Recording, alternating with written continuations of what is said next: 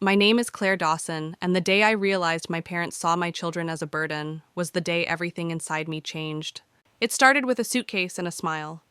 I had just finalized my divorce after 10 long years of keeping up appearances and pretending everything was fine for the sake of my kids. My ex, Brian, had walked away not just from our marriage, but from fatherhood entirely. There were no shared custody weekends, no checks in the mail, just silence. And so I packed up my life and drove across 2 states to my parents' home in rural Illinois, holding on to nothing but hope and a half tank of gas. I was 37, a single mother to 2 incredible kids, Liam and Sophie, twins, 10 years old, full of life and questions I was never quite ready to answer. All I wanted was to rebuild, to give them a safe place to heal. My parents had said, "Come stay with us, Claire, just until you get back on your feet." I believed them. I shouldn't have. The first few weeks felt like a blessing.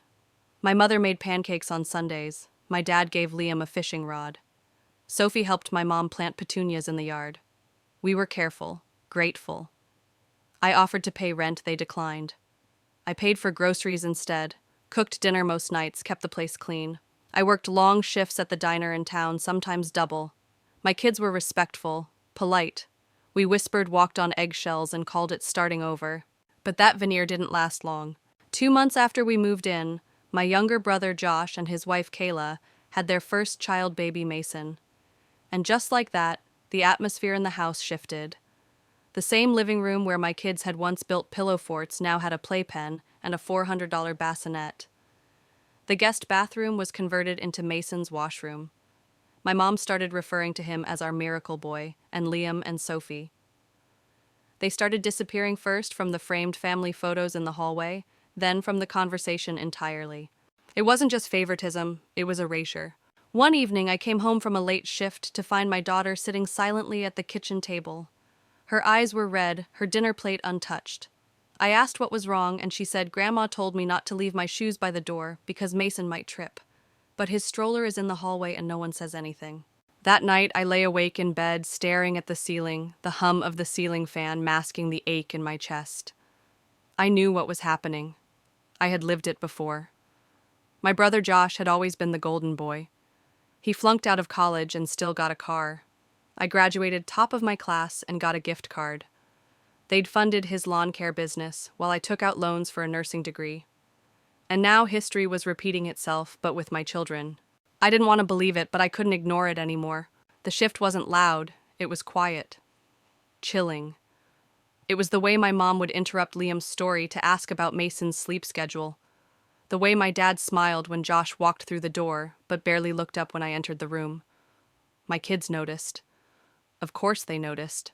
And still I stayed, because I had no other option. I stayed and told myself it was temporary, that I'd find a way. I sketched budgets in the margins of my work notebook, cut coupons, said no to birthday parties and new shoes. Every extra dollar went into a savings jar taped shut with Sophie's sticker that said "Our future home." But deep down I already knew. This wasn't a home anymore. Not for us. And if you've ever been in a place where you're no longer welcome but have nowhere else to go, then you understand the slow suffocation I felt. The way your soul shrinks a little every time your child asks, "Why don't they hug us like they hug Mason?" and you have no answer that doesn't hurt. If you've ever felt like the outsider in your own family, if you've watched your children be pushed aside for someone deemed more valuable, drop a comment below. Let me know where you're watching from and stay with me. This story is just beginning. I remember sitting at the kitchen table one morning sipping black coffee from a chipped mug while my mom gushed about Mason's latest milestone, how he could almost sit up on his own. Across the table, Sophie quietly spread peanut butter on toast, her eyes downcast, her presence unnoticed. Liam had already slipped outside to avoid the tension he felt but couldn't name. I said nothing. I had learned by then that speaking up didn't change anything, but inside I was screaming. That scene, as small and forgettable as it seemed, hit me harder than anything else. Because it mirrored so perfectly the household I had grown up in, where I too had once been invisible. Josh was always the favorite, the easy one.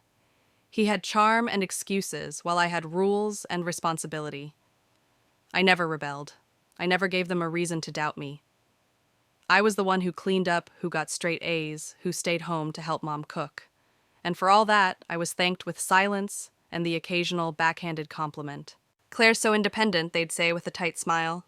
"She doesn't need much." But I did. I needed to be seen. I needed someone to notice the weight I carried.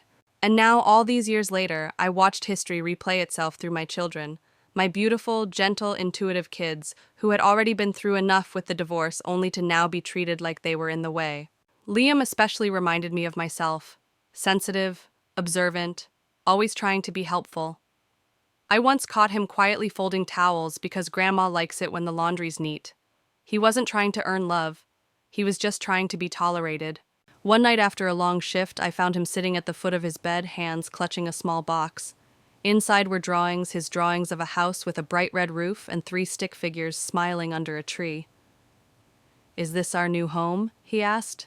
"When we get to move." I could barely hold it together. I knelt beside him and nodded. "It will be, someday soon." Sophie overheard and joined us. "Will it have a yard? Can we paint our rooms?" Her voice was soft, almost afraid to hope. I wrapped them both in my arms, making a silent promise I would not let this become their normal. Still, day after day, we endured it. The looks, the exclusions, the double standards. If Mason threw food on the floor, it was cute. If Sophie forgot to rinse her dish, it was disrespect. If Josh was late for dinner, it was busy schedule.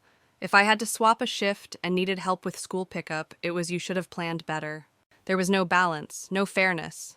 Just the unspoken truth that Mason, by virtue of being Josh's son, mattered more, and I'd seen it all before. I was done being the daughter who never caused trouble. I was done being the one who accepted less, who smiled politely while carrying more than anyone else. I was done raising my children in the shadow of favoritism I had once called home. But I had to be smart. I couldn't just walk out without a plan. I had no savings cushion, no backup apartment waiting. I needed time.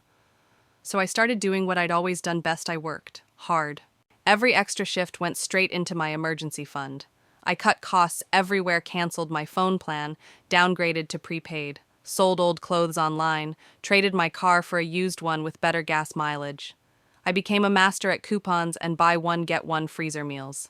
I even opened a second bank account Josh and my parents didn't know about. One day at a time, $1 at a time, I carved a quiet path toward freedom. I taped a photo of a small 2-bedroom rental from Zillow on the inside of my wallet. That was my target, my North Star. And as I folded linens and smiled through another family dinner where my kids were ignored in favor of Mason's latest babble, I whispered to myself the same thing every night, just a little longer. Because I knew what they didn't. I didn't expect it to hurt so much when Mason got the Christmas tree. It was a pre-lit 6-foot Douglas fir replica with remote-controlled color settings. My parents had it delivered the week after Thanksgiving, along with a personalized ornament that read, "Baby's First Christmas" in glittering gold script. They cleared out the living room, rearranged furniture, and even bought a train set to run around the base. Sophie and Liam watched it all unfold from the hallway, their small voices quieter than usual. When Sophie whispered, "Can we still put up the ornaments we made at school?" my heart twisted. I told her of course we could, and she smiled, but I could see the hesitation in her eyes. Later that night, I found their handmade decorations, cardboard stars, and pipe cleaner reindeer tucked away inside a shoebox in our closet. They had given up asking. I tried to salvage the spirit. On my next day off, I made hot cocoa and brought out the little tabletop tree we'd used in our apartment before the divorce. We decorated it together in our room, stringing popcorn and paper chains, trying to pretend it was enough. We even wrapped empty boxes with old newspaper and ribbon to make it feel more real, Liam said. It broke my heart that my kids had learned to shrink their joy to fit in the corner of a guest bedroom. I kept waiting for my parents to notice, to pull me aside and say, we didn't mean to make them feel left out. But no one said anything. The favoritism became more than just emotional. It became material. My parents began spending lavishly on Mason new toys, clothes, high-tech baby monitors. Meanwhile, when Liam's sneakers started to split, I asked if they had a Costco card so I could buy a pair on sale. My dad said money's tight right now. The same man who had just ordered a custom rocking chair engraved with Mason's name. I smiled. I always smiled. But inside, something began to calcify.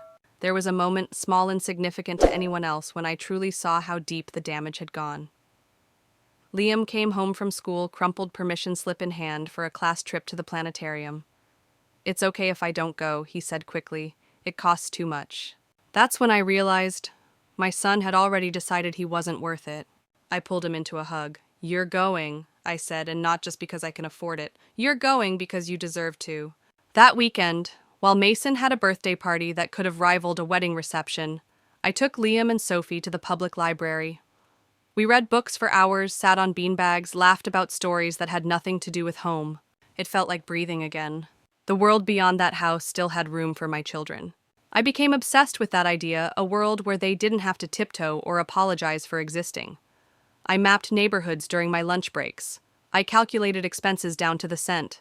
I looked for jobs with better hours, better benefits. I did everything quietly because I knew if my parents caught wind of my plans, they'd guilt me into staying. They were masters at emotional leverage. One night after I'd refused to give up my weekend shift to babysit Mason, my mother sighed and said, "You know, Josh and Kayla are lucky. They have real support." She didn't even look at me when she said it. I went upstairs, shut the door, and stared at the tiny paper snowflakes Sophie had taped above our bed. That was the moment I decided this wasn't a plan anymore. It was a countdown. If you've ever had to make the quiet choice to walk away from someone you love just to protect someone you love more, tell me. I want to hear your story. Maybe we can remind each other that choosing peace isn't betrayal. Sometimes it's survival. The countdown hit 0 on a rainy Wednesday afternoon. I had just finished a 10-hour shift at the diner, my shoes soaked, my back aching, when I checked my phone and saw a missed call from Sophie, then another from Liam. My heart tightened. They rarely called while I worked unless something was really wrong. When I called back, Sophie answered in a whisper, "They're moving our stuff to the basement." I froze. Who's moving it? Grandpa and Uncle Josh. They said Mason needs a nursery upstairs now. Mom, they're putting our beds in the basement. It smells weird. There are spiders. My body went cold. I clocked out without saying a word to anyone. On the drive home, windshield wipers squeaking across glass, my mind raced. I knew the basement. It wasn't finished. Cement floor. No windows. The insulation was torn in places. In the winter it got so cold you could see your breath. And Liam had asthma. They didn't just move my kids, they moved them into danger. When I walked through the front door, my mother was in the kitchen sipping tea like nothing had happened. Kayla was perched on the couch with Mason on her hip. Josh and my father were nowhere to be seen. Liam and Sophie sat silently on the stairs, their backpacks beside them. Sophie's eyes were red. Liam looked down at his shoes. "What happened?" I asked calmly, but my voice shook. They said we don't deserve the good rooms," Sophie said quietly. I turned to my mother. "Is that true?" She didn't meet my eyes. "We made a logical decision. The baby needs space. Your kids are older. They can adapt." "Adapt to what, mold freezing temperatures, no exits?" I snapped. She waved a hand. "Don't be dramatic, Claire. It's not that bad. They have their beds. It's perfectly adequate." Perfectly adequate, as if that made it okay. Josh and my father came in through the back door, then tracking mud across the kitchen floor like they owned the place. "We were just trying to make things more efficient," Josh said. "Mason's growing. Kayla needs space to work from home. It's not personal." Not personal. My children had been displaced, degraded for convenience. I looked at Liam. His lower lip trembled. He was trying so hard to be brave. That's when I said it. "Pack your bags." Sophie blinked. "Wait, what?" "Get your things," I said, voice firm but gentle. "The important stuff. We'll come back for the rest tomorrow." My father scoffed. "Oh, come on. Don't be ridiculous. You're not seriously leaving over a room swap." Josh smirked. "Where are you even going to go, Claire? Don't make a scene." I turned to him slowly. "I'm not making a scene. I'm making a choice. The choice to no longer raise my children in a house where they're treated like afterthoughts." My mother stood up, hands clenched. "After all we've done for you, you're going to storm out like this?" I looked at her, and for the first time in my life I felt nothing. "You did help us," I acknowledged. "But that help came with strings and silence. And now it's clear. Mason is the grandchild that matters. Liam and Sophie, we're just tolerated. And that's not enough." Sophie squeezed my hand.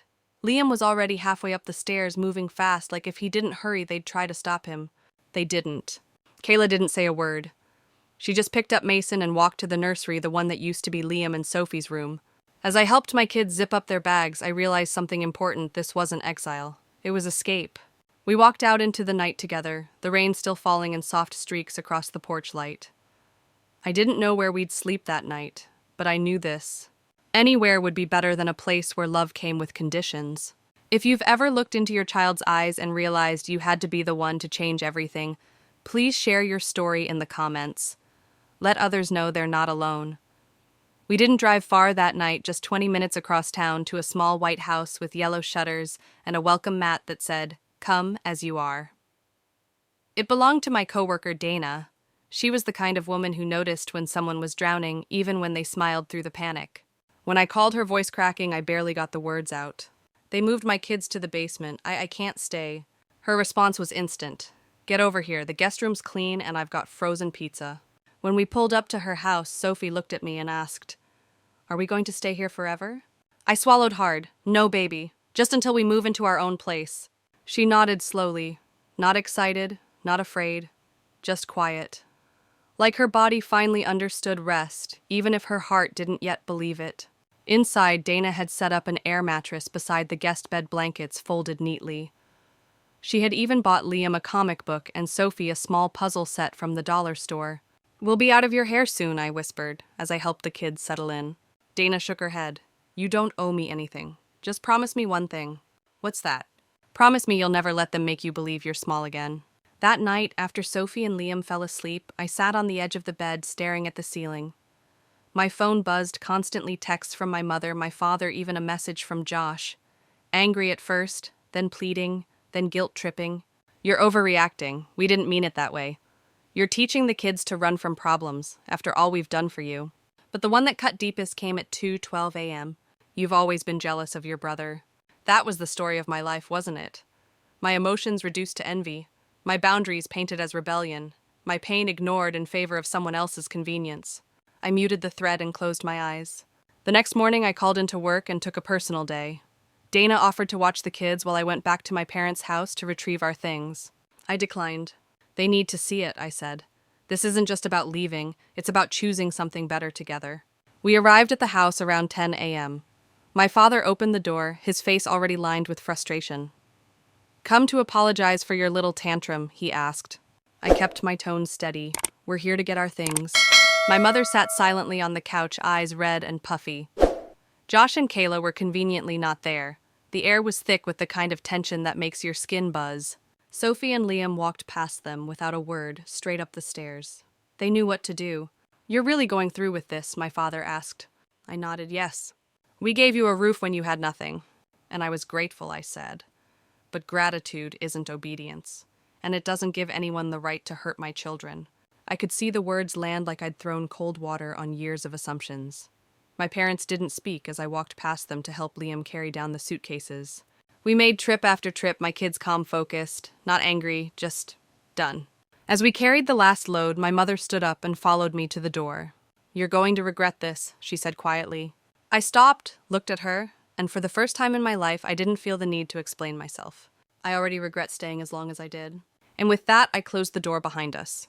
In the car, Liam looked out the window and said, "Mom, it doesn't even feel like home anymore." I nodded. It stopped being home the moment they made you feel like you didn't belong. If you've ever had to walk away from people who raised you because they forgot how to respect you, let me know you're out there. We are not alone. We are not broken. We are just finally choosing peace. The days that followed were quiet, but not in a way that soothed. It was the kind of silence that comes after a long cry. The world felt still, like it was holding its breath, waiting to see if I'd flinch and run back. But I didn't. I couldn't.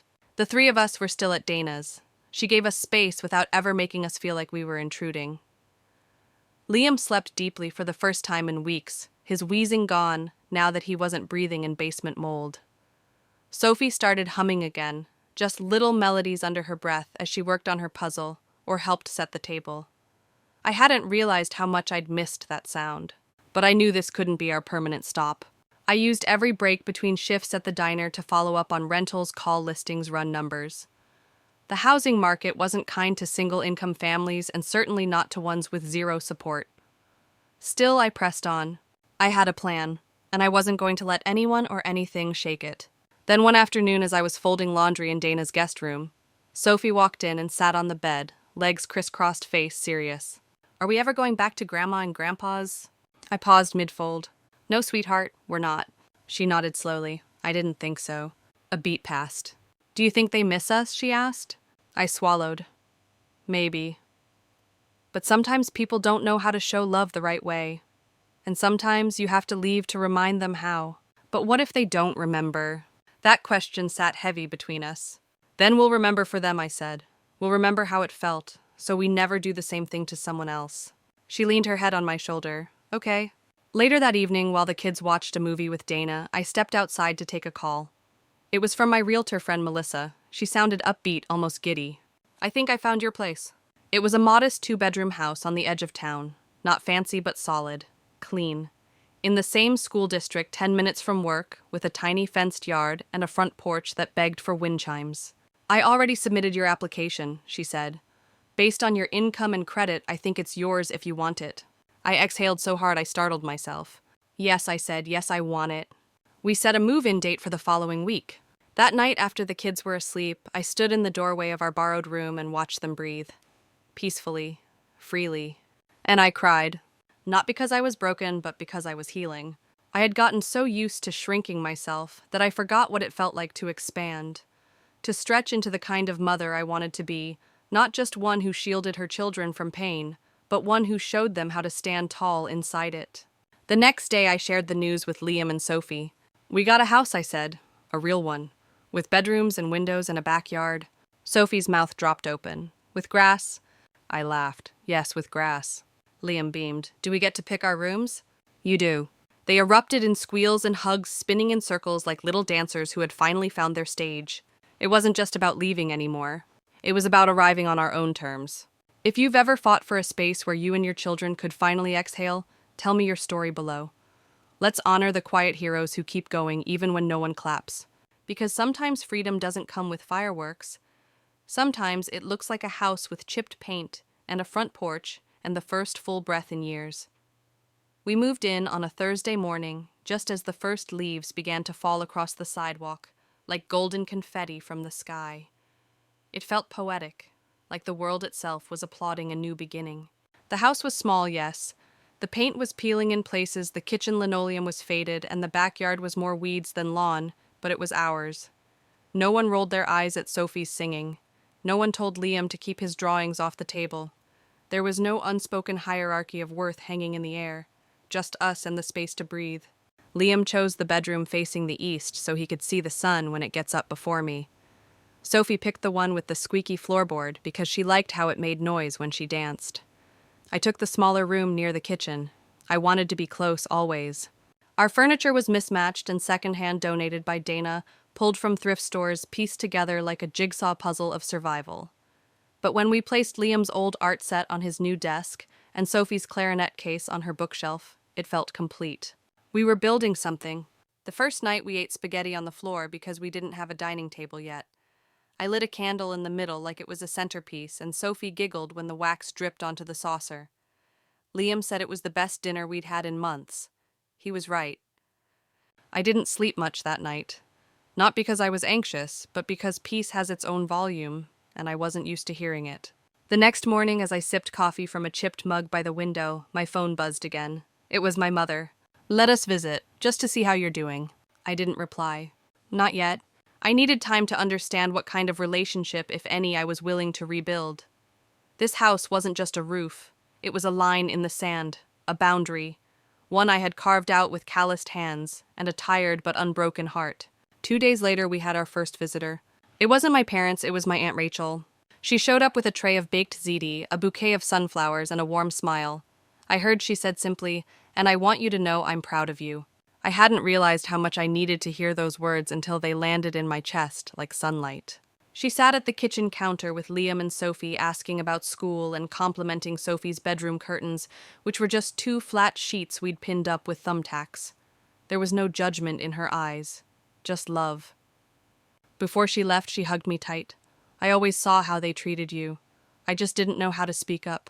I'm sorry for that. I blinked back tears. Thank you for being here now. That's what matters. As we stood at the doorway, she turned back and said, "You've created something beautiful here, Claire. Don't let anyone take that from you." That night, I posted a picture online of the kids curled up in our makeshift living room with the caption, "First weekend in our new home." It's not perfect, but it's safe, and it's full of love. The response was overwhelming. Friends, old coworkers, even people I hadn't spoken to in years commented and messaged, "You're so strong. I wish I had done what you did. This gives me hope."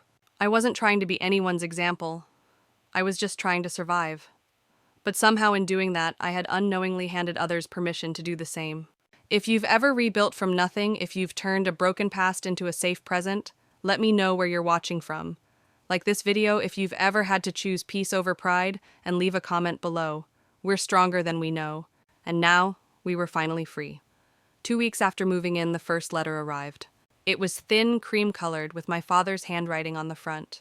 I recognized it instantly, even after everything. Some things don't change. My hand trembled as I opened it, heart thudding against my ribs.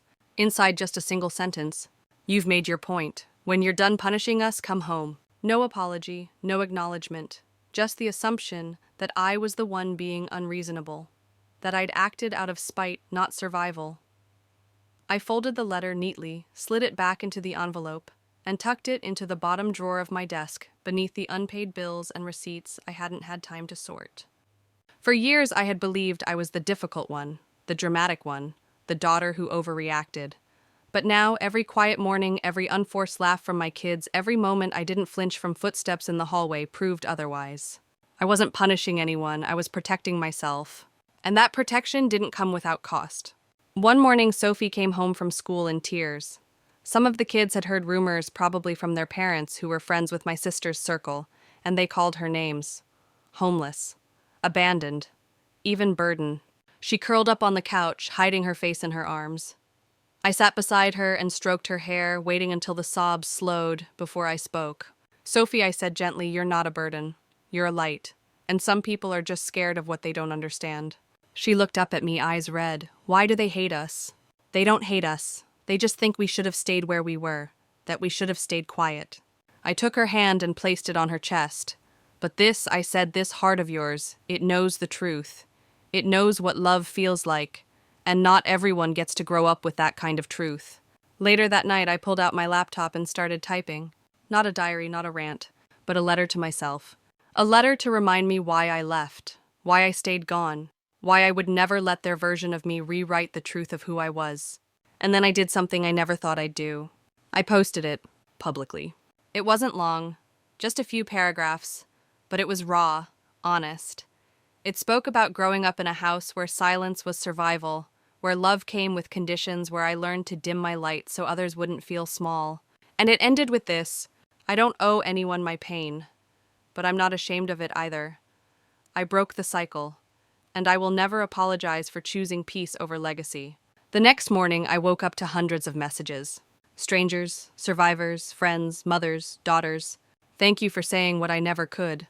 My parents said the same things. I thought I was alone.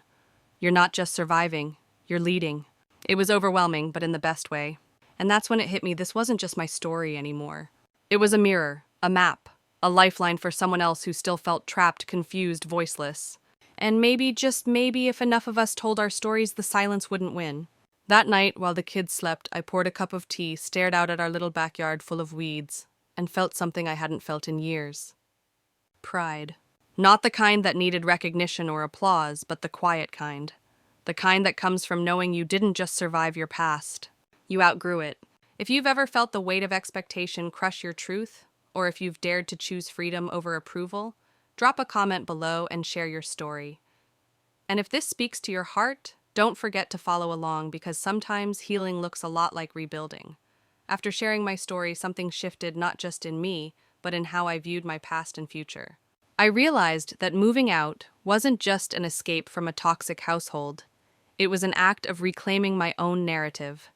For too long, I had been trapped in a story someone else wrote for me, a story where I was invisible, unworthy, a problem to be managed quietly. But now I was writing my own. Liam and Sophie blossomed in ways I hadn't dared hope for. Liam's anxiety faded, replaced by his old curiosity. He started drawing again, this time with confidence. Sophie found a local music group and began practicing the clarinet without fear of being silenced or criticized. They were finally allowed to be themselves. And as a mother, that was the greatest gift I could ever give. Meanwhile, life offered its own surprises. I was offered a promotion at the diner to shift supervisor, which meant better pay and more regular hours. It wasn't glamorous, but it was stability. Stability I desperately needed. I made a budget, mapped out our expenses, and started preparing for the next big step, buying a house. I'd never dreamed of owning a home, at least not after years of watching my family struggle.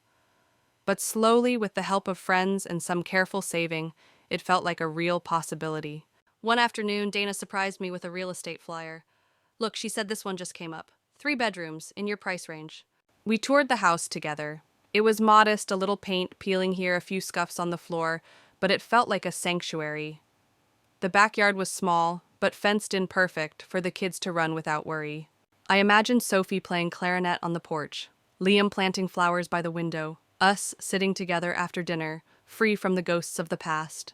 The closing process was nerve-wracking. I worried about every detail, credit checks, inspections, the final down payment. But I pushed through, driven by the vision of what life could be. On closing day, I signed the papers alone. Liam and Sophie were at school. I held the keys in my hand, the cold metal heavy with promise. I called them as soon as they got home. We have a house, I said. Really? Sophie's voice was bright. Really?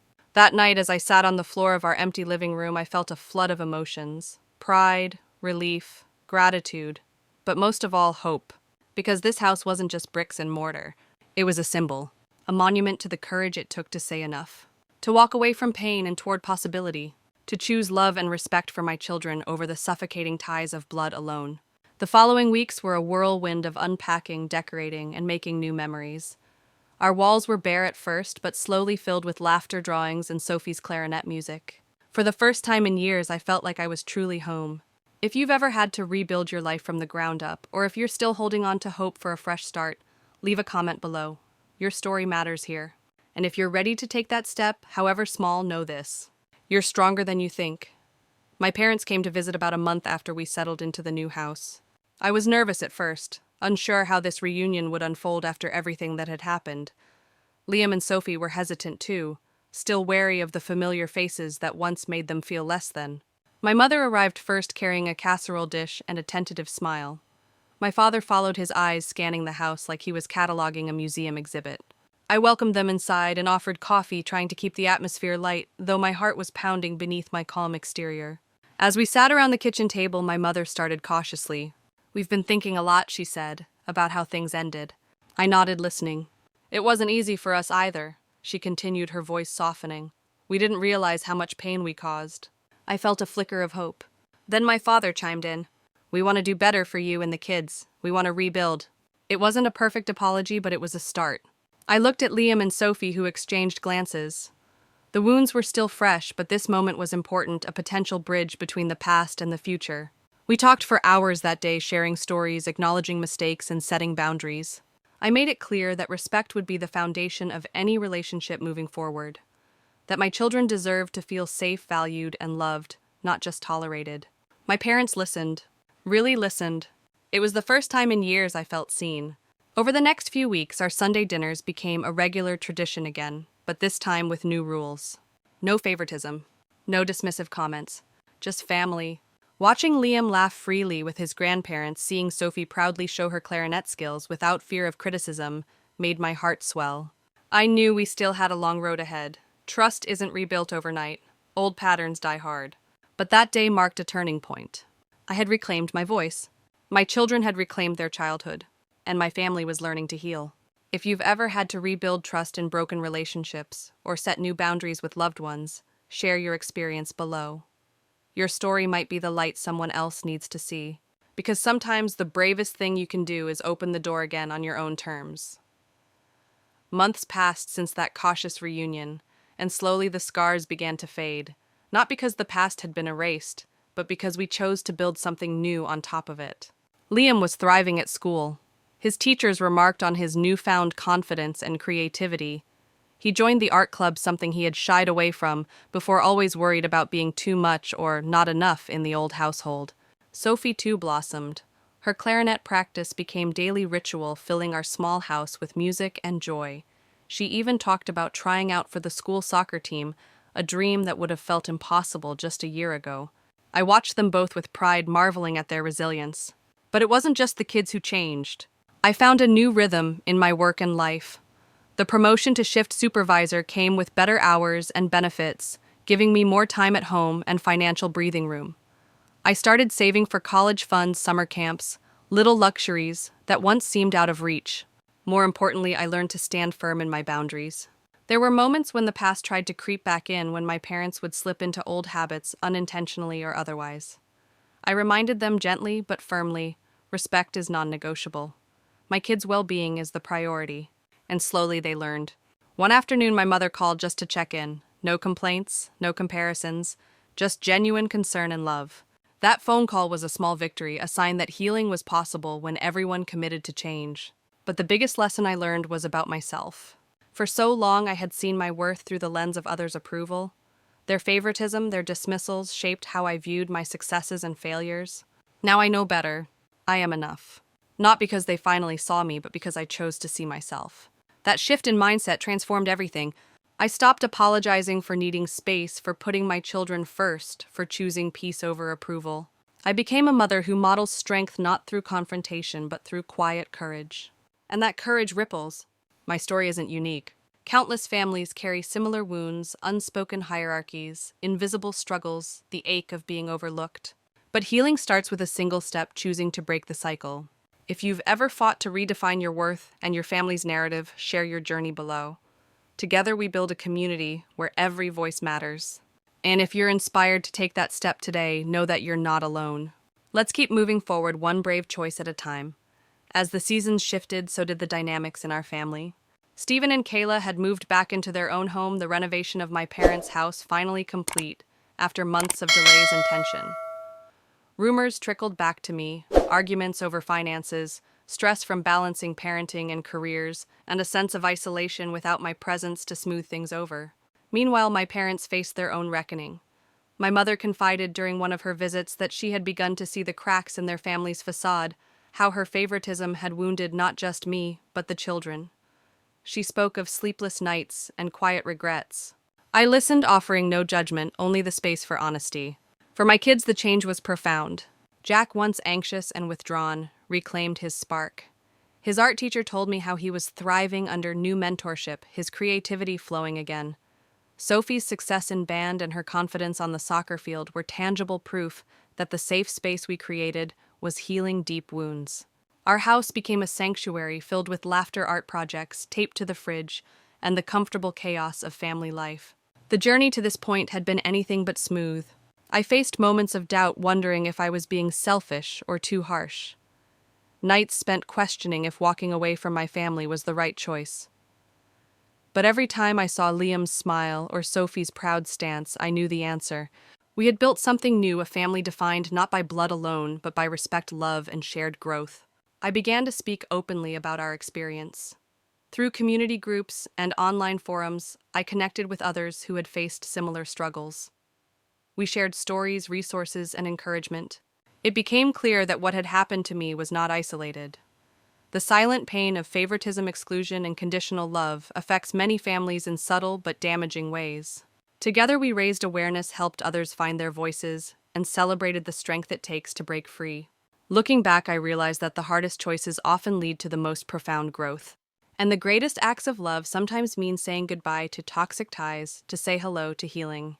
If your story involves breaking cycles and building new traditions, please share it below. Your experience can inspire someone still searching for courage. If this journey resonates with you, I invite you to subscribe and be part of this community dedicated to healing and empowerment. Together, we rewrite our family stories on our terms. It wasn't just my family's dynamic that changed after our move, it was my perspective on what family truly means. I used to think family was about blood ties, shared history, and obligation. But as I watched Liam and Sophie thrive, I realized it's so much more. Family is about safety, respect, and unconditional support. It's about showing up for each other in ways that nourish the soul rather than wound it. We began to create our own traditions, simple but meaningful. Sunday pancake mornings, where no one had to feel like they were being measured or compared. Movie nights where laughter filled the room, not tension. Walks in the park where my kids could just be kids, free from the shadow of judgment. For me, the greatest gift was watching them find their voice. Liam started telling me stories about his school day details he used to keep bottled up. Sophie shared her dreams openly, no longer hiding behind a mask of quiet compliance. I found healing too. The promotion at work gave me financial security, yes, but more importantly, it gave me confidence. I was no longer just surviving, I was thriving. I volunteered to mentor new employees eager to share what I'd learned about resilience and boundaries. One evening after a particularly rewarding day, I sat with Liam and Sophie on the porch. The sun was setting, painting the sky in pink and orange.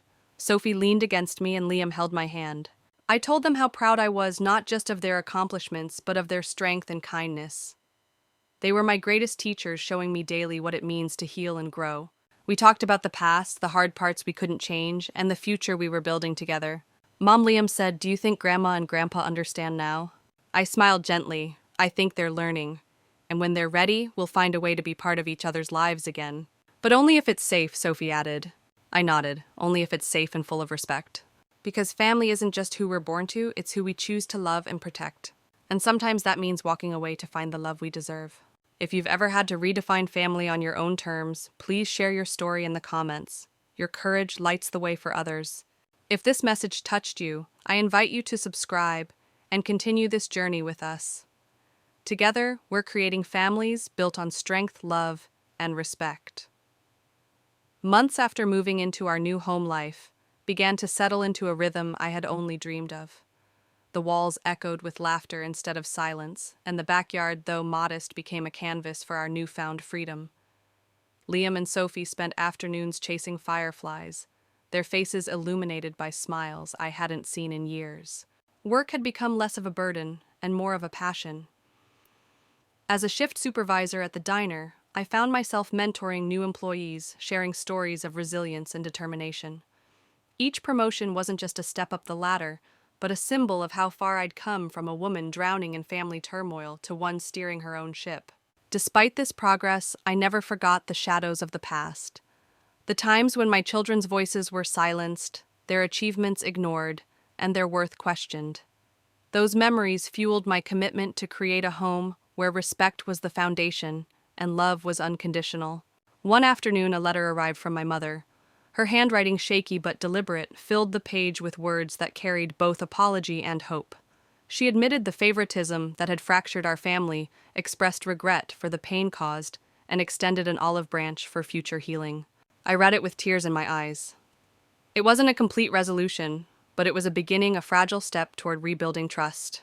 The following Sunday, my parents came over for dinner. It was the first time in years that we shared a meal without tension thick enough to cut with a knife. Conversations flowed cautiously, smiles were tentative but genuine, and laughter peeked through the cracks. Liam showed my father his latest drawing, and Sophie played a song on her clarinet. I watched as my parents listened, not just with their ears, but with open hearts. The road ahead was still uncertain. Old wounds don't heal overnight, and the past's echoes linger. But we were learning to navigate the new landscape together, one where boundaries were respected, and love was earned through actions, not expectations. I realized that family is not static. It evolves, adapts, and sometimes requires courage to redefine. Looking at my children thriving and hopeful, I knew that leaving had been the hardest but best decision of my life. We had not only survived, we had reclaimed our story. If you've experienced the complexity of family healing, please share your journey in the comments. Your voice matters. If you believe in the power of growth and second chances, consider subscribing and walking this path with us. Together we build families stronger than pain. The quiet moments now hold the loudest meaning. Sitting on our back porch one warm evening, Liam and Sophie played quietly in the fading sunlight, their laughter a gentle soundtrack to a life rebuilt. I watched them, feeling a wave of gratitude wash over me. Gratitude not for the things I once wished for, but for the freedom we fought for and earned. Our journey wasn't easy. It was marked by heartbreak, by moments where I questioned my strength and the path ahead. But through every challenge, I held on to a simple truth: my children deserved more than a house filled with silent judgment and conditional love. They deserved a home where they could breathe freely, be celebrated, and most importantly, be safe. I'm still learning what it means to be the mother and woman I aspire to be, to lead with compassion, resilience, and courage. Setting boundaries with my family was never about punishment. It was about protection for my kids, for myself, for the future we deserve. That protection came with sacrifice. I had to walk away from the familiar, confront painful truths, and sometimes feel completely alone. But in that solitude, I discovered my voice loud, unwavering, and filled with love. Liam looked up at me, eyes bright with curiosity. "Mom, do you think Grandma and Grandpa will come visit us here?" I smiled softly. "I hope so, but only when they're ready to love and respect you the way you deserve." Sophie added, "I like it here better anyway. It feels like home." And that was the greatest gift of all. We've built more than a house, we've built a sanctuary. A place where the past doesn't define us, where pain turns into strength, and where love is unconditional. For anyone watching who feels trapped by family dynamics or weighed down by expectations, know this: you have the power to change your story. You have the right to choose peace, to create boundaries, and to protect those you love. If you've ever stood at a crossroads torn between loyalty and self-respect, I invite you to share your story in the comments.